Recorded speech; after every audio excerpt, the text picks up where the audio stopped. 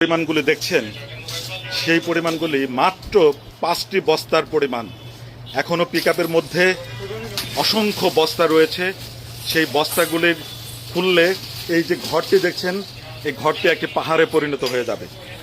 এই যে অবস্থায় এই লক্ষ লক্ষ পিস ওষুধ মানুষ পেলে কতই না উপকার হতো, আর যারা এটি দেয়নি কত মানুষের এই ওষুধের অভাবে জীবন ঝরে গিয়েছে।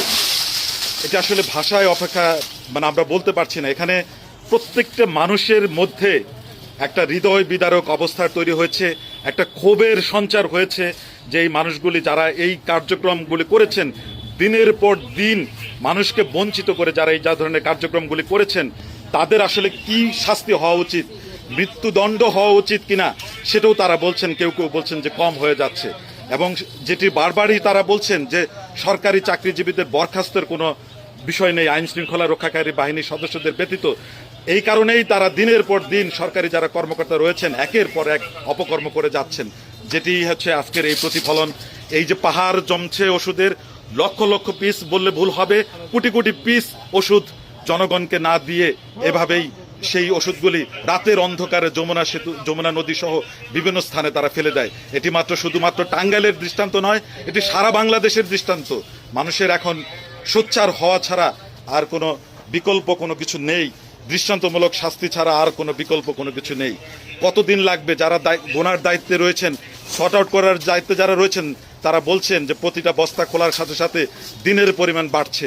এখন পর্যন্ত যে ওষুধগুলো এখানে ঢালা হয়েছে তাতে সর্ট আউট করতে 5 দিনের উপরে সময় লেগে যাবে। বাকি পিকআপ এখনও সেভাবেই রয়েছে, সেটি খুললে কত দিনের পর্যন্ত লাগবে প্রত্যেকটি গ্রুপ ওয়াইজ এইটি গুনতে এটি একমাত্র সময় বলে দেবে।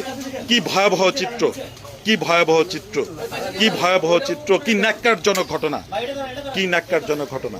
এই যে খুলছে, এই যে সব ইঞ্জেকশন, এই যে ইঞ্জেকশন। আহা আহা আহা, মানুষ পেত গো, আহা, গরিব মানুষরা পেত, আমার আপনার জনগণের ট্যাক্সের টাকার গরিব মানুষরা এই জিনিসগুলা পেলে তাদের কত উপকার হতো।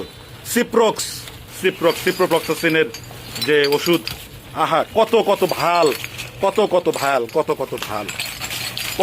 ভায়াল, কি বলে কি শাস্তি হওয়া উচিত, কি শাস্তি দেওয়া উচিত, এটা আপনারাই নির্ধারণ করুন। ইস